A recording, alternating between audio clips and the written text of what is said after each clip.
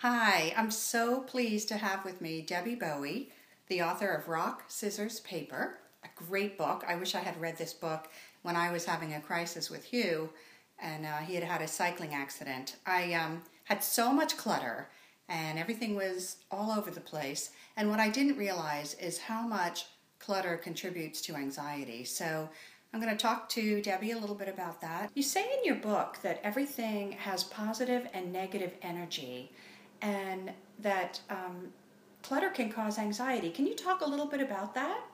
Yes, everything is alive with energy, and the energies are either positive or negative.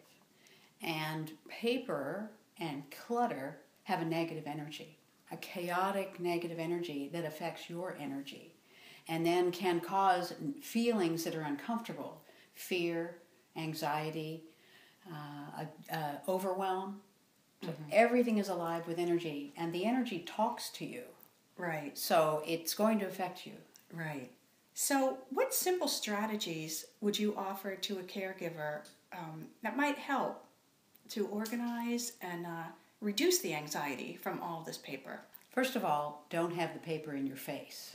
Having it at the dining room table in a place that you pass by all the time, you can't help but hear it talking to you all the time, which is going to keep the anxiety alive. I would recommend having, if you're going to be a piler, and having, some people pile, some people file. If you need to have it out in the open, put it in a room where you can close the door. Don't have it in your face all the time. Right. I also recommend that you keep the papers associated with the crisis or the challenge at the time separate from the rest of your papers, so that if you need to find something, there's only one place to go to get them. Mm-hmm.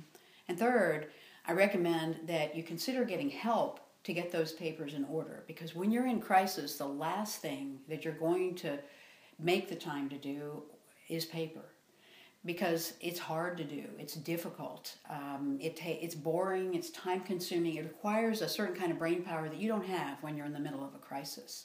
Right. So I'd recommend finding a friend, a family member who is good with paper, who wants to be of service at that difficult time, and ask them to help you set up a way to keep those papers straight.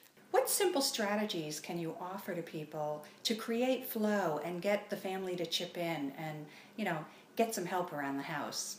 Ideally, to have the best energy in your home and in your life, and what you have in your space affects what happens in your life, is to have things flow in and flow out. It's just like in our bodies, where we eat food, drink in liquids, and we release. The same thing needs to happen in your home if you're going to have a home that feels good and supports you.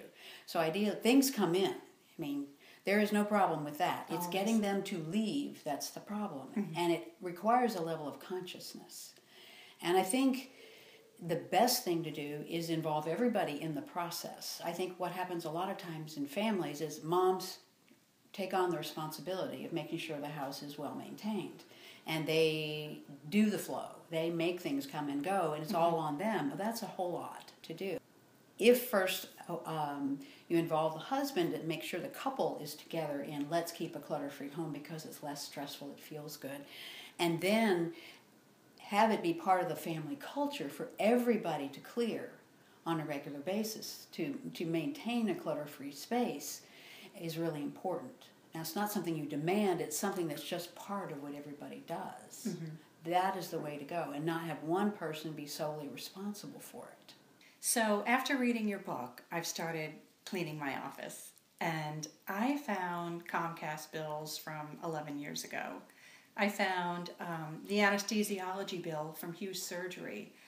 Now that has to have negative energy. So can you talk a little bit about what we should keep and what we don't need to keep, and about that about getting rid of that negative energy? One of the things that's helpful to remember is that there are three main categories of things to clear: broken things, anything with a negative association, and static things. And what you're talking about is the papers have, the anesthesiology reports have the energy of the association of that accident. They hold the energy of that accident in place. It's almost like it's a raw wound sitting open there.